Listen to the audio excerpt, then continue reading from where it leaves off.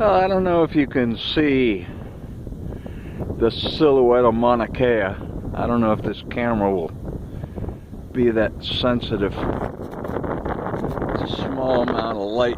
I'm over at the sports stadium, and I miss the moon over Mauna Kea. I'm looking direct at Mauna Kea right now. So the moon is way up there.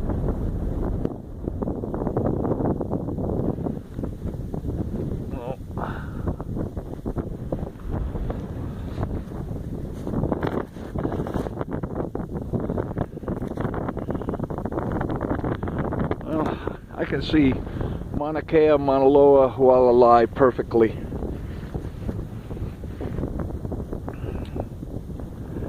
But I don't know if the camera will pick it up. Man, it is a nice night. It's about 50 degrees. My jacket is keeping me real warm. And this new vest of mine, man, it is reflective. So I have a secondary light on right above my left shoulder, and I haven't had to use that yet to warn cars off of me.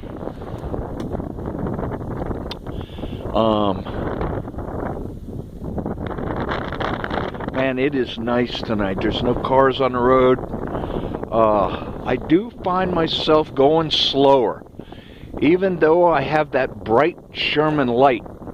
And it is off in the distance. I put it where I can literally go in the eyes of people in cars, because I want them to know I'm out there, whether it's day or night. So I have that light hitting the ground about 30 feet in front of me.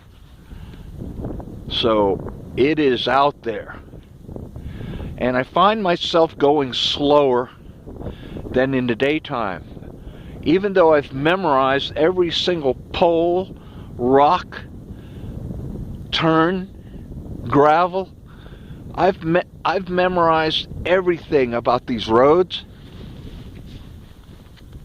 So with the light, seeing it as bright as it is, I still find myself going a little slower just to be more careful. I don't know if you can see the light of that airport way off in the distance. That revolving light. So the end of the runway is right where those little red lights are, if you can see that.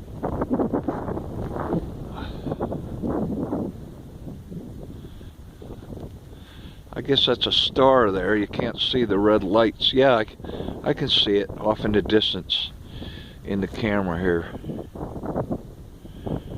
That's a star there. So you got the Big Dipper up there. I don't know if you can see it. I don't even know if you guys can see the moon, wherever the hell it is.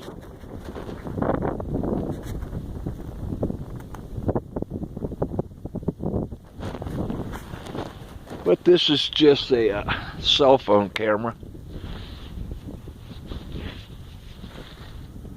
The police want me to get a GoPro, stick it on my chest. I now know who that Hawaiian guy is that's been trying to kill me. He's a guy I've been having trouble with well over a year and a half now. Whether it's my two motorized wheelchairs that are customized or the wheel. This guy lives in Hawaii homelands, so you got Kamamalu Street. He lives down Kamamalu Street. It's a 25-mile-an-hour road. And he's always doing 40, 50, or 60 down this road. That's where I know this guy. So the church is at the end of Mamalahoa, across the street that where Kamamalu meets Mamalahoa Highway, and the church of New Hope, Waimea, is right there. So I can sit right outside the pastor's front door, and I got a clear view of Kamamalu Street for about 4 miles and the big turn. So it's one way in, one way out. So I'm going to sit there and start looking for this guy. The guy's got to go down that street and turn a right or turn a left. Period. There's no other place to go. If he was to continue down Kamamalo, he would run right straight into me, into the pastor's front door. So I've asked a bunch of Hawaiians already. I don't think they're going to give the guy up. So, because these people know everybody out there. And I know a lot of people here in Hawaii. But there's a lot of people who won't give somebody up.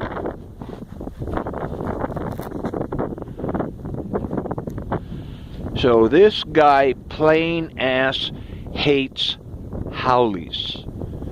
I'm a haole. Even though I'm half Indian, I'm still a haole.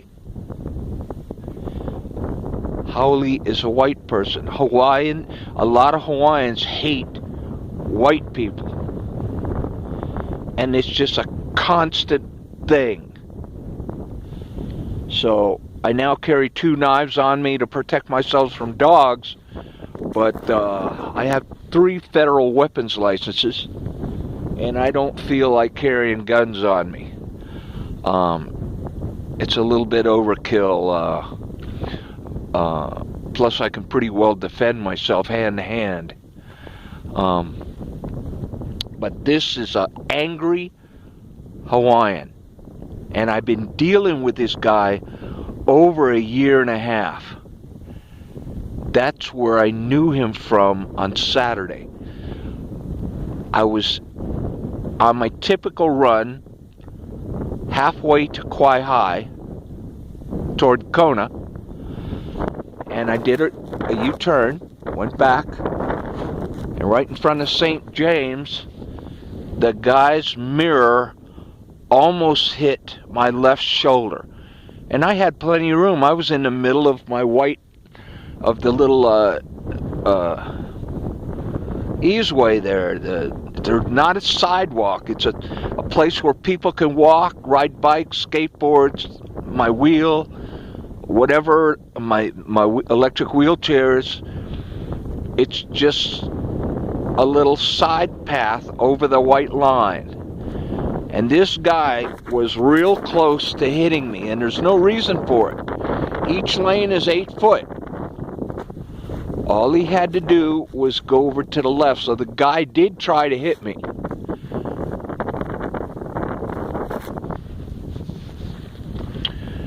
So, once I get the tag number, I live right next to a fire department and the Waimea police station. And I'll just march over there and give the police the guy's number. And as soon as I can get somebody with a car, I'll go around hunting where I'm a little incognito for this guy's truck and see where he lives. He knows where I live. He doesn't know the apartment, but he knows I live in the old folks home. So I'm not going to put up with this crap. I've been living in Hawaii now for 14 years, and I've taken too much of the hatred.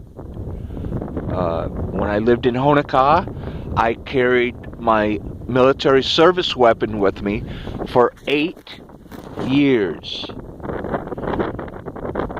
Beretta M9, 9mm, 2 30-round clips, 1 in the chamber, and off safety. And even over all the death threats I had there, I never had to pull my gun once. I just wasn't in fear.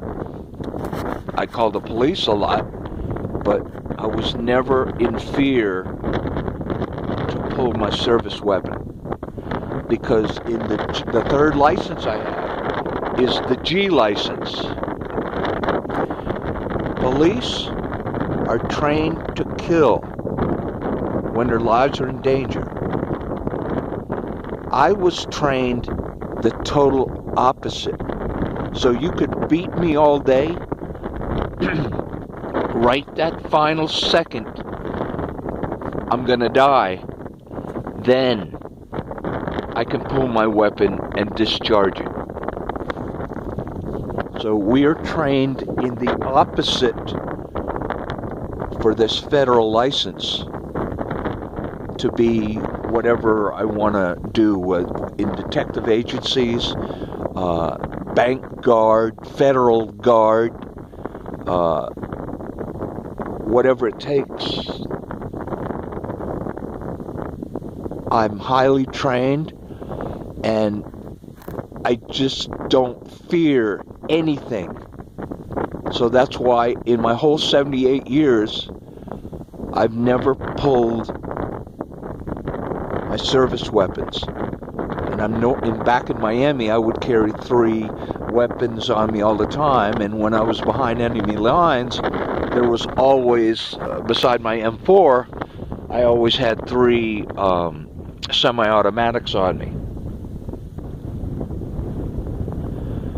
So I have plenty of guns here in Hawaii.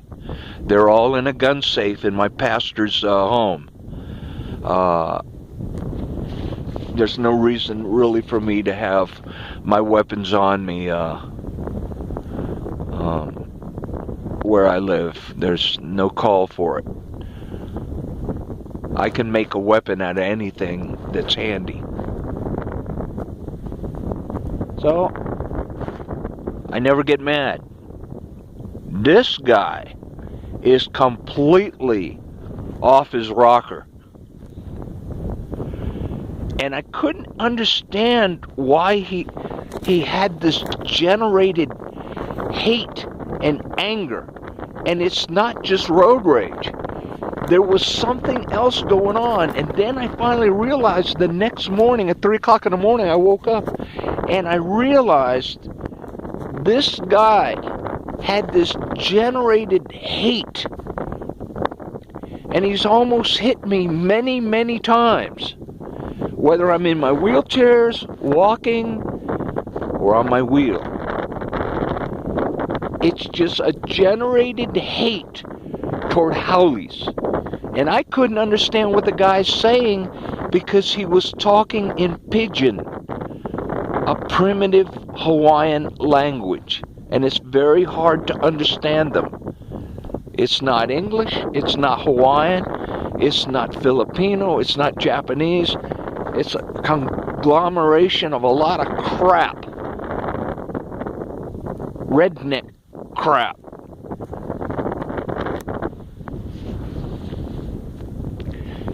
Man, it is nice out here.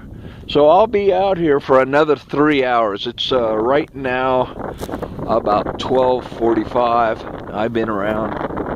I got out a little ahead of midnight, so I've been riding around for about an hour. And I got about 4 more hours or 3 more hours as soon as I put 50 miles on.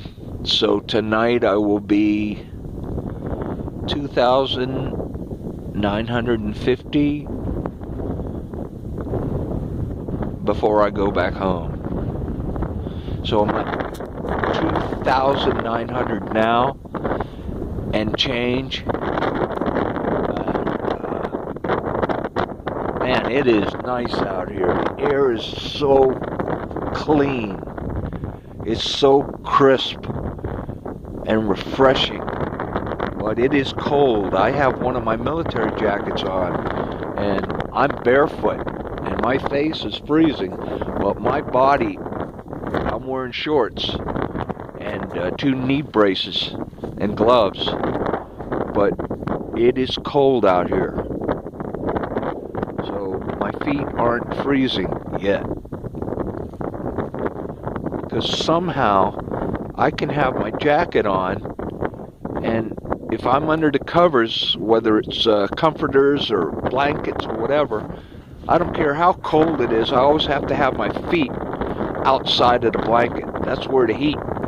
If I have it inside of the blanket, I start going crazy with leg thrashing at night. So I always keep my feet outside of the blankets. So right now I am not feeling any cold in my feet. They are warm because it's a heat exchange. The heat is going out my feet.